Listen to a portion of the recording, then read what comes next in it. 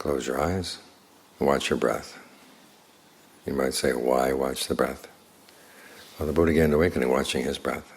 So there must be something there. Of course, it's not in the breath itself. It's in getting the mind to settle down and be with one thing. And then you can watch it.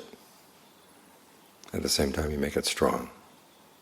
Because we live in this world where there's so little that we can depend on. Things seem to be eroding all the time. But the Buddha says if you can train the mind, you find something really solid inside, you give it strength. Even along the way to that something solid inside, you need strength. You start with conviction. Conviction that yes, the Buddha did discover something really important when he was watching his breath. So you watch yours. And you put some effort into it, because you look at the effort that he put in, all the sacrifices he made on his way to awakening.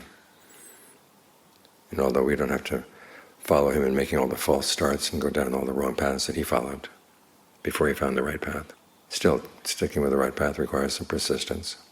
And you're going to have to keep it in mind, because as you go through the day, you encounter all kinds of values that are opposed to the Dhamma, opposed to your well-being, basically. You have to remember that the Buddha gave primary importance to your mind, to your own independent source of goodness inside. Keep that in mind, and strengthen it with concentration. Learn to apply your discernment. These 5 qualities: conviction, persistence, mindfulness, concentration, discernment. These are strengths from the mind that allow your goodness to be independent of the world. So work on them. Look and see whichever one is weak, so that your mind is totally self-reliant. Sometimes we're told that the idea of an independent self is a bad thing, that people tend to be selfish. But that's not necessarily the case.